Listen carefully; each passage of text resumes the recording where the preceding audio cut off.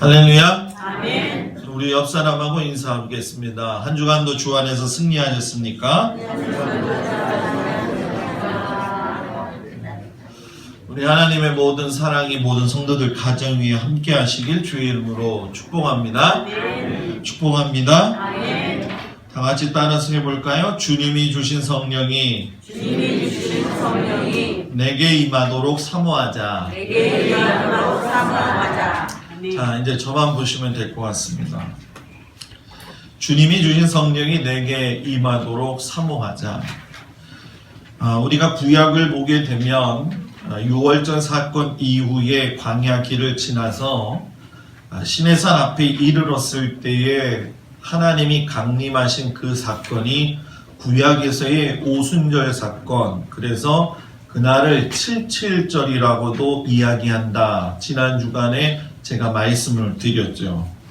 그리고 그날에 무슨 일이 있었냐면 하나님이 시내산에서 모세를 먼저 부르시고 또 강권 쪽으로 백성들을 부르셔서 하나님의 백성이 되는 초청장을 주셨는데 그것이 무엇이냐면은 그 이스라엘 백성들이 지켜야 될 율법을 받은 날이죠. 그러니까 율법을 받음으로 인해서 하나님은 신랑이 되시고 또 백성들은 신부가 됨으로 인해서 신랑과 신부의 관계가 된 아주 중요한 사건입니다. 근데 신약을 넘어서 들어오게 되면은 오순절의 의미가 이제 변화가 되기 시작을 하는데 예수님이 죽으시고 나서 3일 후에 부활하시고 그리고 바로 올라가신 것이 아니라 이 땅에서 40일 동안 유하셨습니다. 또 그 유하시는 기간 가운데에 많은 말씀을 나누셨지만 요한복음에서도 강조하시는 것이 무엇이냐면은 내가 간 이후에 너희들에게 보혜사 성령을 보낼 것이다. 그래서 예수님이 40일 유하시고 올라가신 후에 10일째 되는 날에 오순절에 성령의 사건이 일어났다는 거예요. 자, 시내산에서 하나님께서 강림하신 사건하고 보혜사 성령이 임하신 사건이 여러분 비슷하지만 조금 다릅니다. 구약의 오순절은 하나님의 초청장으로서 백성이 되면서 율법을 받아서 하나님과 아브라함의 후손이 민족이 되므로 그 민족의 하나님으로서의 신부관계가 형성이 됐다는 거예요. 그래서 이것을 구약 시대뿐만이 아니라 지금도 살아가고 있는 현대 유대인들 가운데에는 아직도 선민사상을 중요시하게 여기면서 사는 것이 지금의 현실 상황입니다. 그런데 신약에 일어났던 오순절의 사건은 예수님께서 약속하신 그 보혜사 성령이 임하시고 또 그걸 받음으로 인해서 제자들 120명과 또 그 전할 때에 수많은 사람들이 특별히 사도 바울이 예수님을 만나고 난 이후에는 특권이 유대인에게만 머물러 있는 것이 아니라 이방인에게까지 확대되어지는 출발점이 된 것이 바로 신약에서 이야기하고 있는 오순절의 차이라는 얘기예요.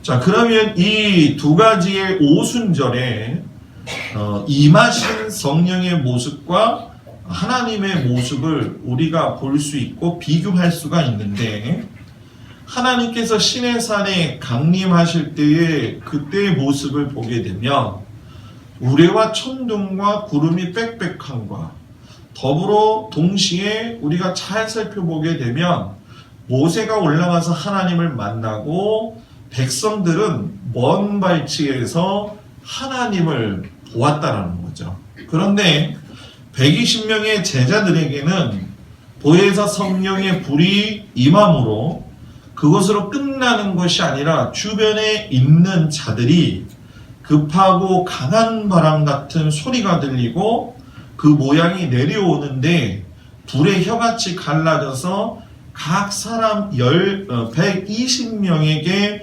임한 것을 보았다는 거예요. 그리고 그들이 방언하는 것을 들었다는 거예요. 그러니까 보혜사 성령을 먼 발치에서 바라본 것이 아니라 보혜사 성령이 내게 임한 것을 직접 그들이 경험했다라고 하는 거죠. 오늘날 한국교회 그리고 우리의 신앙이 이 보혜사 성령을 다시금 뜨겁게 받기를 주 이름으로 축복합니다. 그래서 보혜사 성령을 받고 사모하기 위해서는 우리가 세 가지를 알아야 되는데, 그 중에 하나가 뭐냐면 성령의 사건은 기도하는 현장에서만 일어난다라는 사실이에요. 자, 120명의 성도들이 어디에서 기도했는가, 이 문제를 우리는 한번 생각을 해볼 필요가 있어요. 자, 사도행전 1장을 보게 될 적에는 그들이 모였던 것이 마가의 다락방인 것을 분명히 이야기를 하고 있지만, 사도행전 2장 1절을 시작을 하면서 우리가 보게 되면 여러분들이 성경을 잘 보아야 될 게 뭐냐면, 오순절 날이 이미 이름에 그들이 다 같이 한 곳에 모였더니 라고 이야기를 합니다. 자, 한 곳에 모인 곳이 마가의 다락방이라고 성경은 이야기하지 않는다는 거예요. 근데 많은 사람들이 120명의 성령 받은 곳이 마가의 뭐예요? 다락방이다라고 생각을 합니다. 근데 성경은 다 같이 한 곳에 모인 곳에서 성령이 임했다라고 이야기를 했어요. 그리고 가장 중요한 것은 그들이 기도하는데 성령이 임하는 모습과 방언하는 모습을 그 옆에 있는 경건한 유대인들이 다 보았고, 또 조롱했던 사람들도 다 보았다고 증거를 합니다. 그래서 5절에서 7절의 말씀에 보면 그때 경건한 유대인들이 천하 각국으로부터 와서 예루살렘에 머물러 있더니 이 소리가 나네. 그러니까 마가의 다락방에서 일어났던 그 소리가 아니라는 거예요.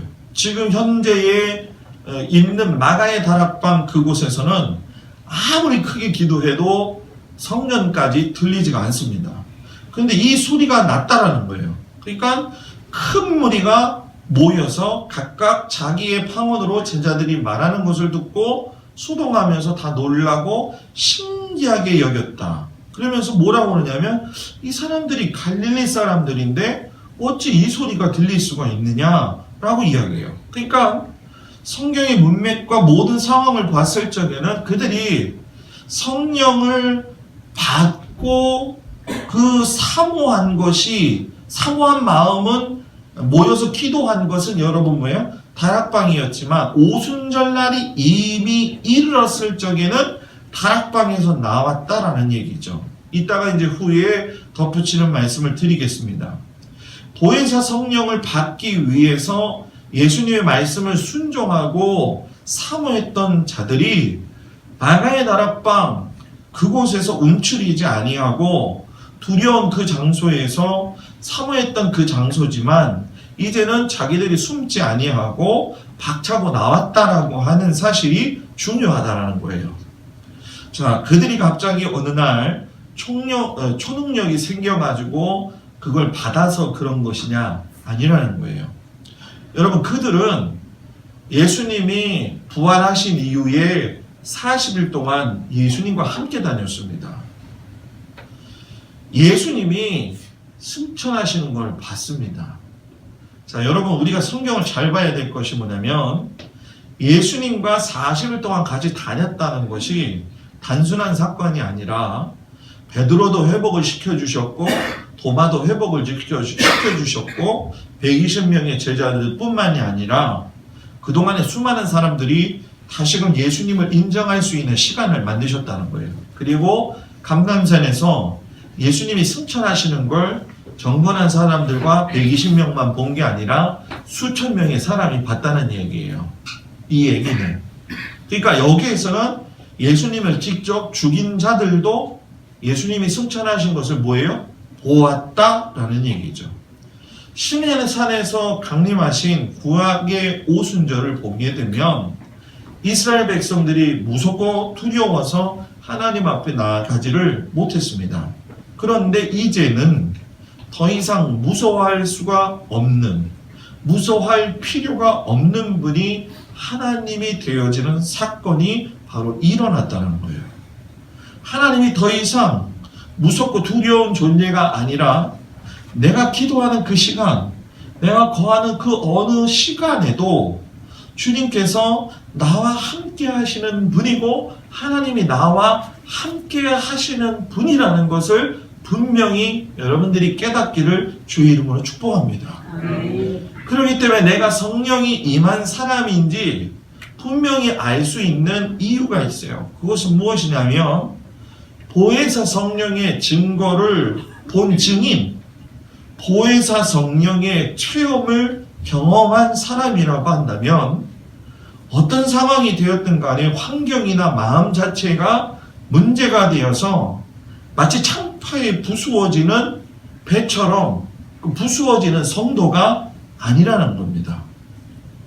여러분들 한번 생각해 보세요. 지금 여러분들 중에 나름대로 성령의 경험을 했고 체험이 있다라고 이야기하는데 여러분 우리들이 마음속에 믿음이 없다는 게 뭔지 아십니까? 상황과 한계에 부딪히게 되면 여러분 거의 100%에서 제가 봤을 적에는 80% 이상이 힘겨워하고 떨어진다는 거예요. 신앙이. 여러분들이 지금 예수님을 잘 믿고 성도라고 하는데 또 성령 받은 나름대로의 사건이 있다고 이야기하는데 자기 자신의 그 인간적인 상대적 그 상황 속에서의 자기 자신의 모습도 모릅니다. 여러분 더 부끄러운 이야기를 한번 해볼까요? 120명이 성령 받았을 적에 주변에 경건한 유대인들이 봤는데 놀랬다고 얘기했어요. 이 이야기는 무슨 얘기입니까?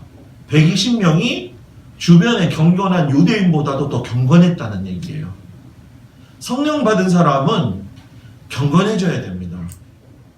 성령 받은 사람은 여러분 말과 행동이 제가 누차 강조하지만 그렇게 살면 안 됩니다.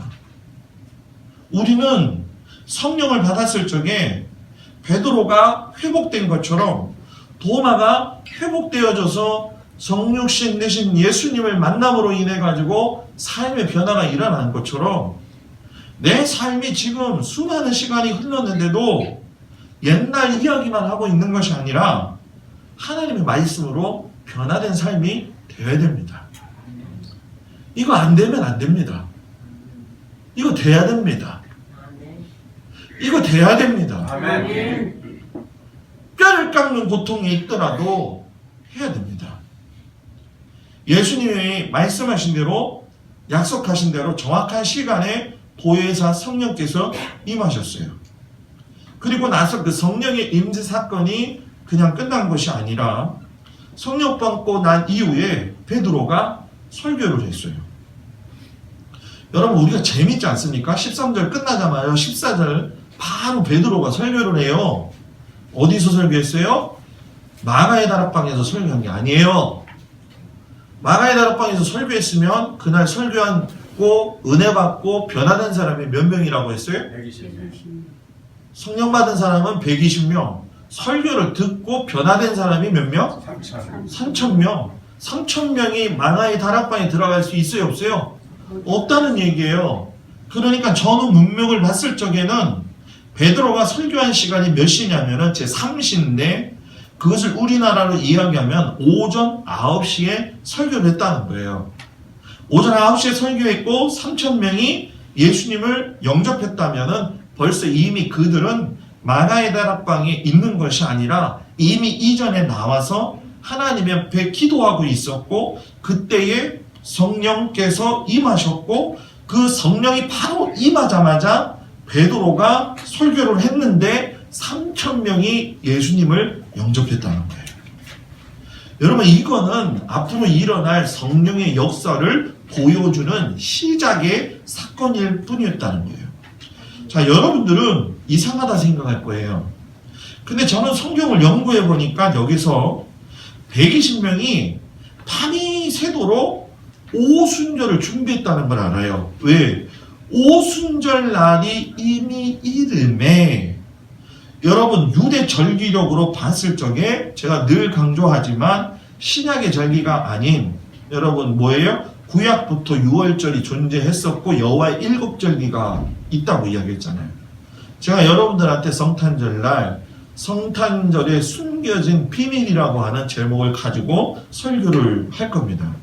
그때 이 여호와의 7절기 외에 생겨난 세상에서의 절기력과 비교해서 설교를 하게 될 건데 이것도 여기서 그대로 이야기하고 연결시켜서 본다고 한다면 그들이 오순절의 절기를 지키기 위해서 어디로 갔느냐는 거예요. 120명이. 아가의 다락방에 있지 않고 그들은 유대인들이었기 때문에 예수님이 올라가셨어도 유대인으로서 지켜야 될 자기들이 가지고 있는 절기에 충실했다는 겁니다.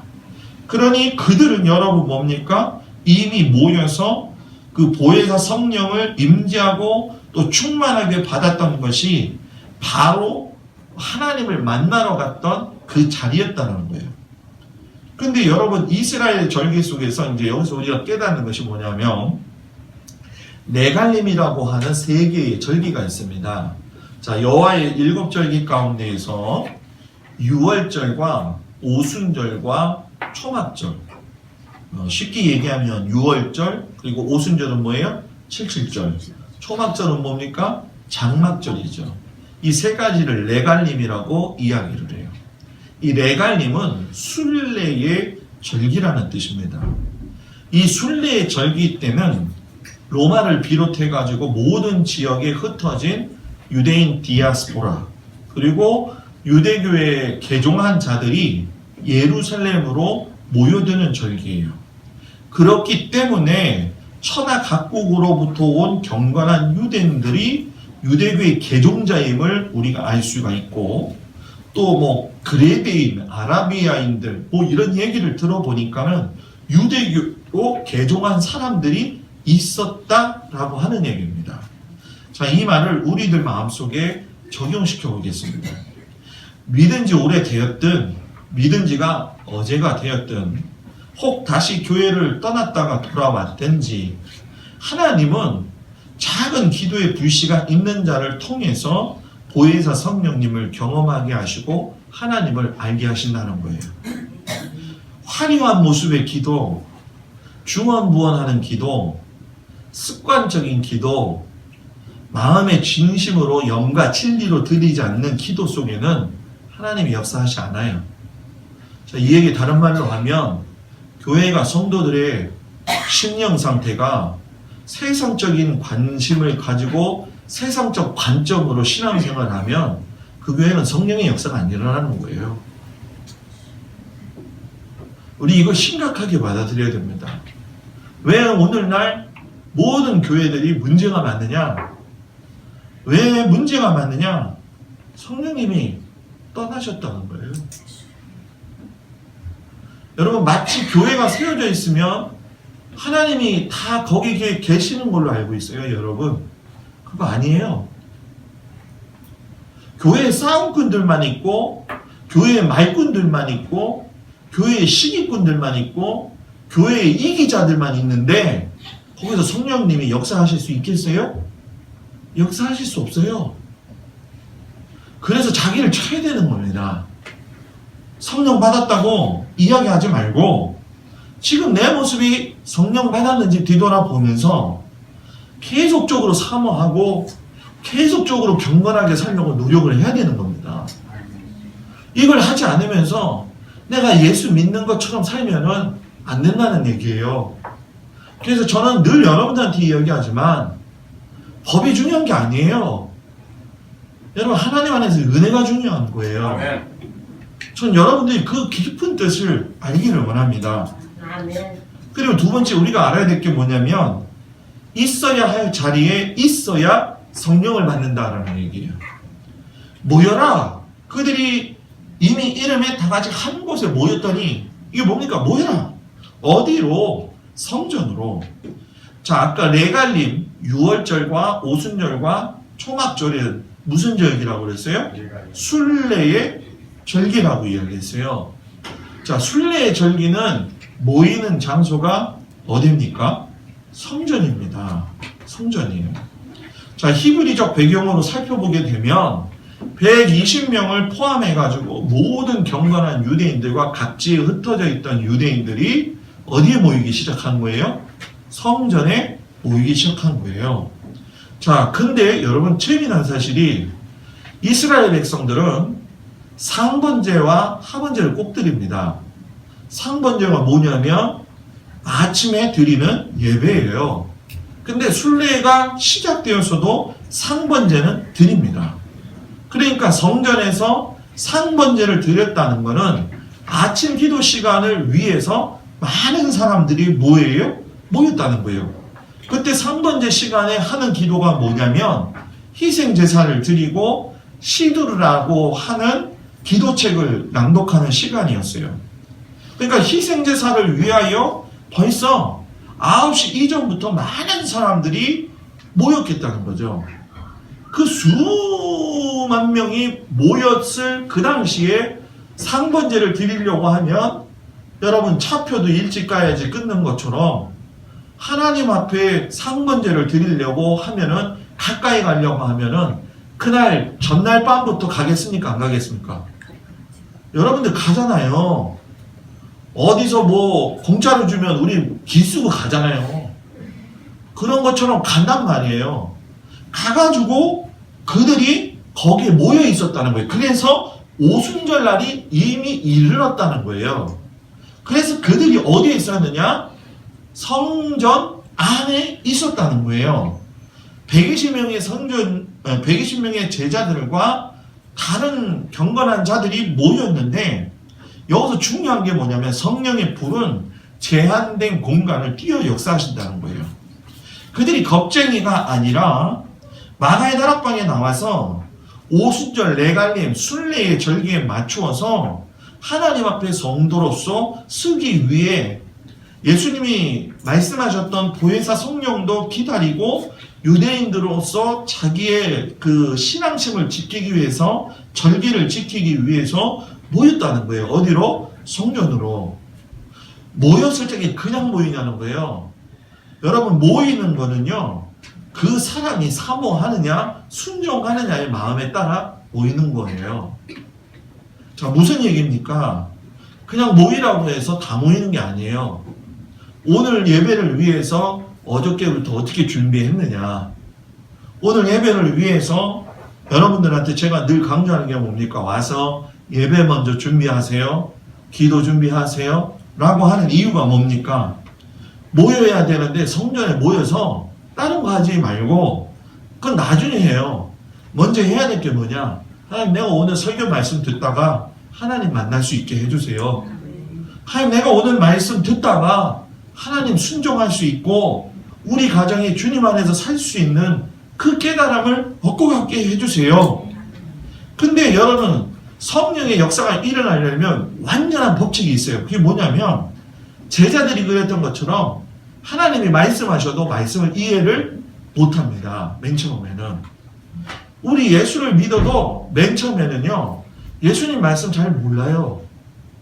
시간이 지남으로 구원과 확신의 마음을 갖게 되고 때로는 두려움 속에서도 확신을 가지고 인내하고 담대함으로 나아가게 됐다는 거예요.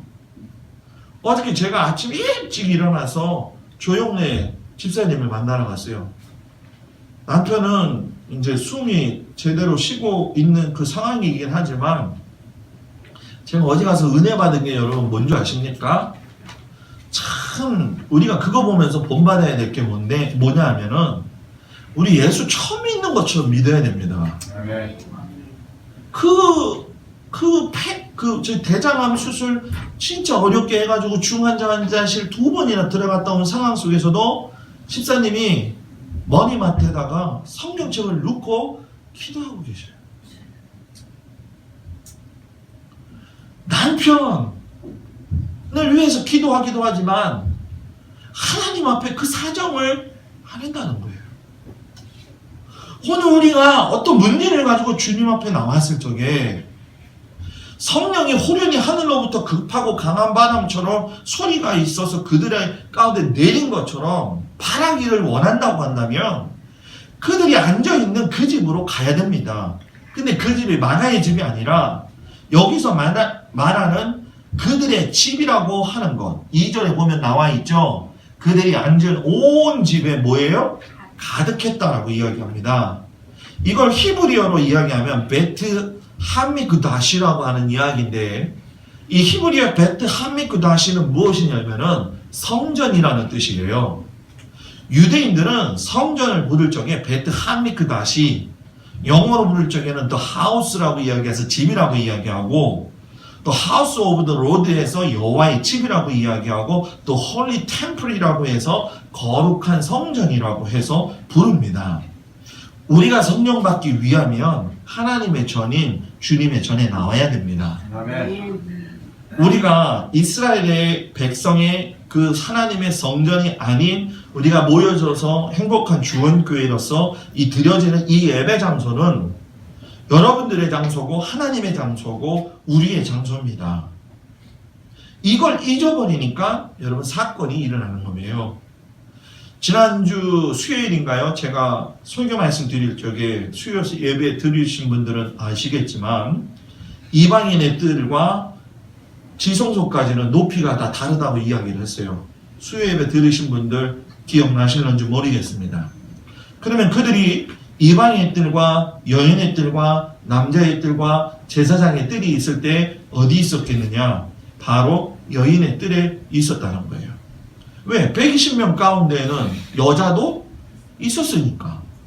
왜? 남자의 뜰에는 들어갈 수가 없으니까 그들이 할 수 있는 최선의 방법은 여인의 뜰에 모여가지고 기도했다는 거예요.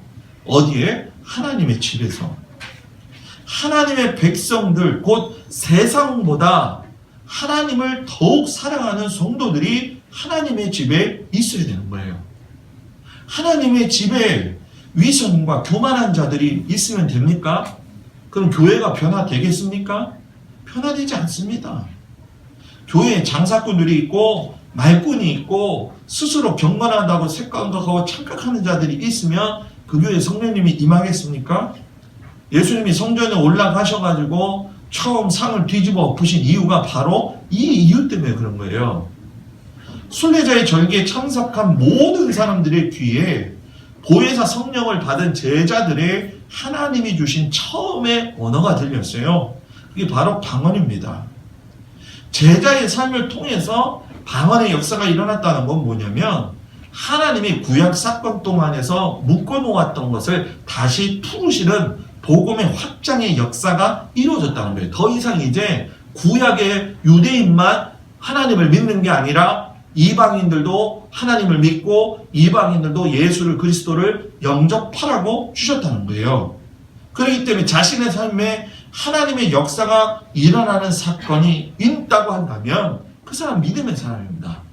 그런데 이것이 마치 크게 일어나는 것처럼 생각하지 말라는 거예요. 여러분 경건한 자들만 받겠습니까? 핍박하는 자들, 비웃은 자들, 숨어있던 자들도 다 받습니다. 다 보고 들었다는 거예요.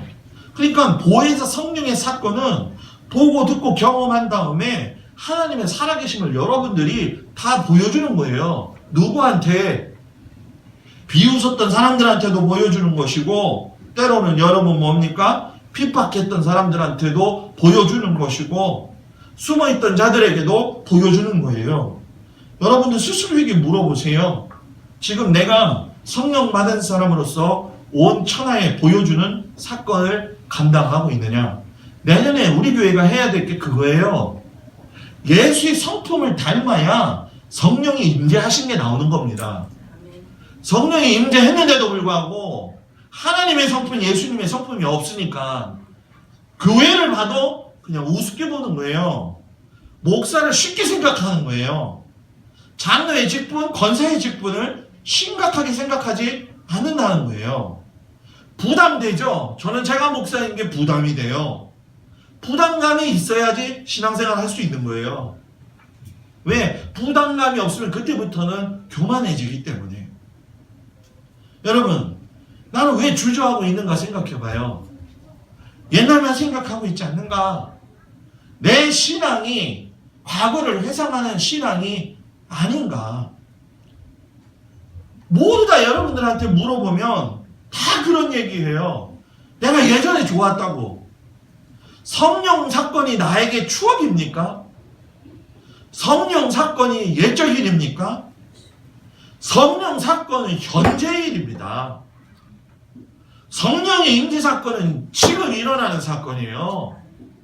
그렇기 때문에 경건의 믿음의 은혜의 능력을 가지고 예수를 믿고 따라가는 사람은 지금 현재의 상황 속에서 부딪히는 것을 이기며 갈 수가 있어야 됩니다. 아멘 하고 나서 목사님 그래도요 이래 얘기하면 안 됩니다. 하나님 난 갑니다. 내 하나님 믿고 갑니다. 내가 예수 이렇게 믿는 것에서 끝나지 않고 내가 완전히 변화되겠습니다. 누가 모릅니까? 자기 자신만 모릅니다, 여러분. 제가 여러분 왜 제 자신을 맨날 점검하는 줄 아십니까? 이 목사가요 한번 잘못하면요 여러분 다 죽습니다. 저 혼자 하나님이 그거 가지고 씨름하는 거예요. 여러분 옛날의 역사라고 이야기하지 마십시오.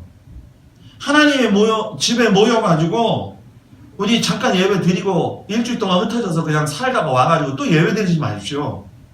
오늘 주신 말씀을 붙들고 삶의 현장에서 좀 억울한 일을 좀 당하고 삶의 그 현장에서 내가 진짜 관계가 힘들어서 너무 괴롭힘을 당하고 또 좀 마음이 아픈 일이 좀 있고 가족적으로도 풀리지 않는 일이 있고 개인적으로도 좀 풀리지 않는 일이 있다 할지라도 성령님 모시고 오늘 가자는 거예요. 어디로? 여러분들의 현장으로. 여러분들의 현장으로 오늘 말씀을 듣고 가서 하나님이 주신 본질의 능력을 회복하고 살기를 주 이름으로 축복합니다. 마지막으로 중요한 게 뭔지 아십니까? 그래도 반응이 없는 사람은 하나님 경험할 수 없다는 거예요. 여러분 신기하고 놀라운 사실은 조롱하는 사람들도 있었다는 거예요.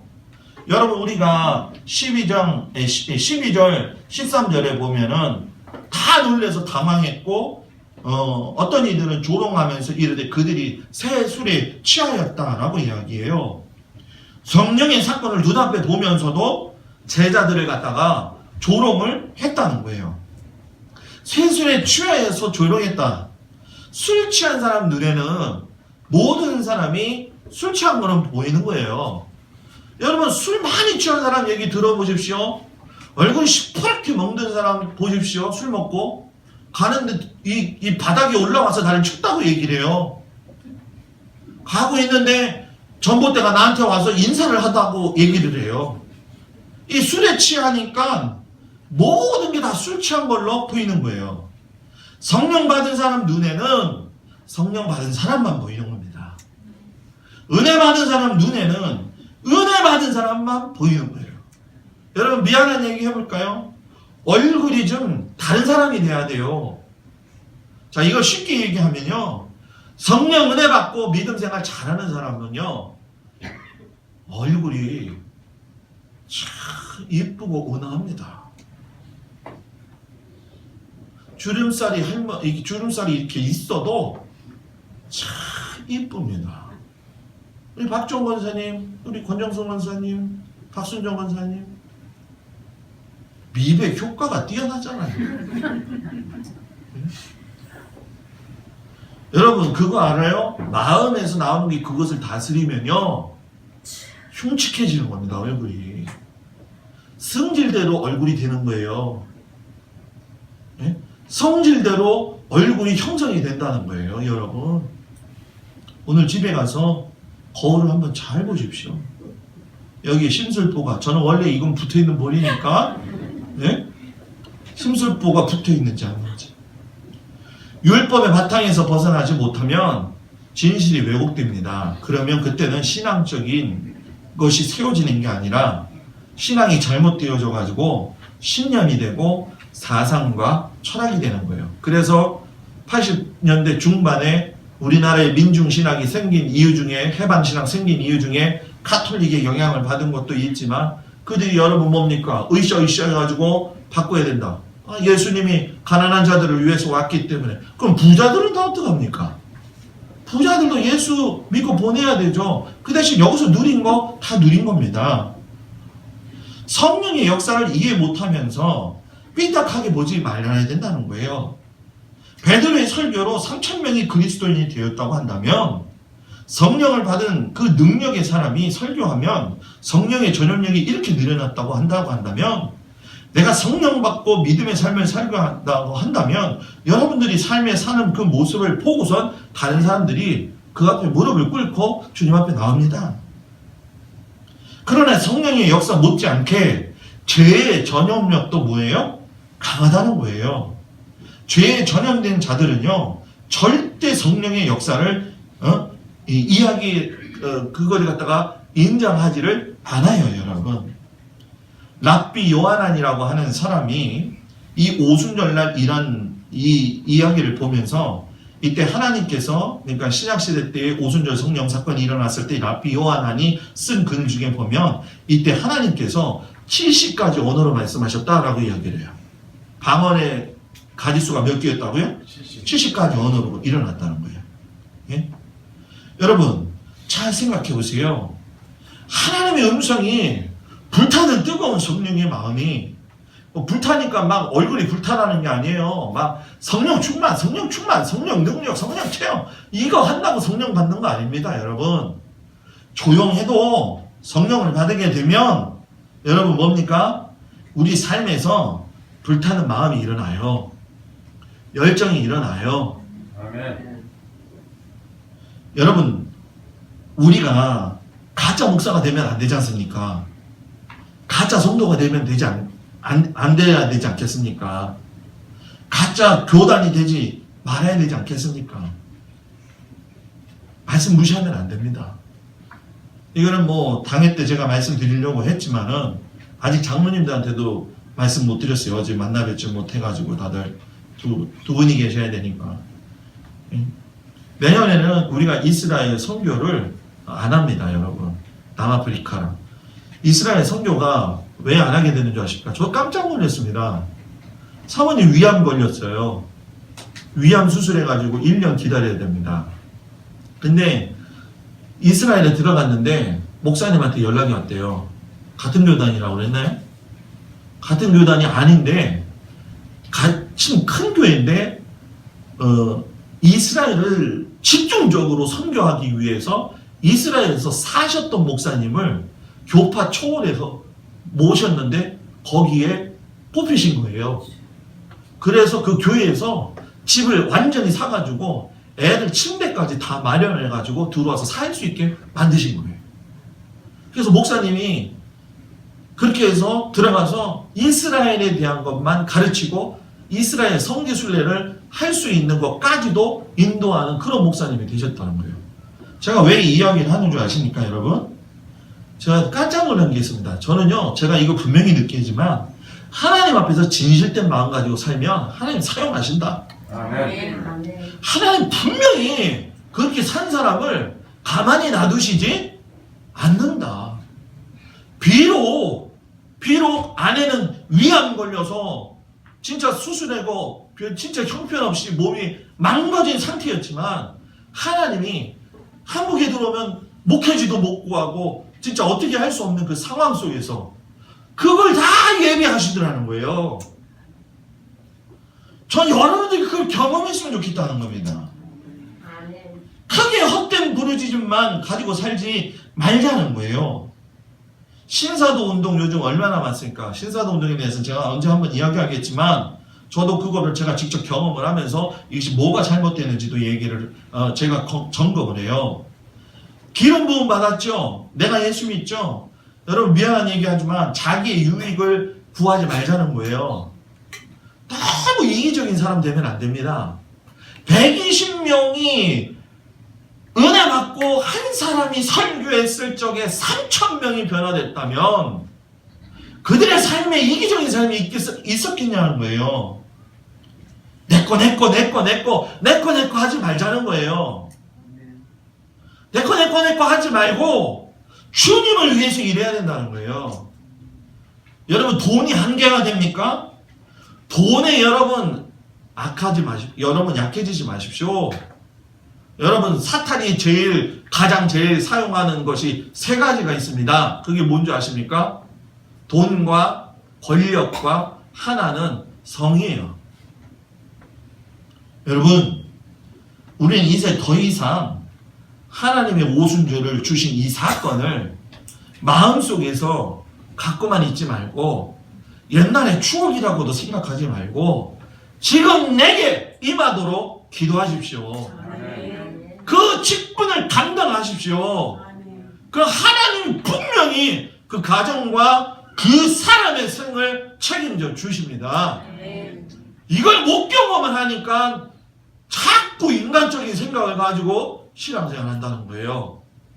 전 우리 성도들이 그걸 경험하고 내년에 우리가 한마음 가지고 예수의 성품을 담고 그래서 주님이 원하시는 뜻대로 사는 교회가 되기를 주의 이름으로 축복합니다. 우리 다같이 일어나셔서 가슴에 손을 얹고 기도하겠습니다.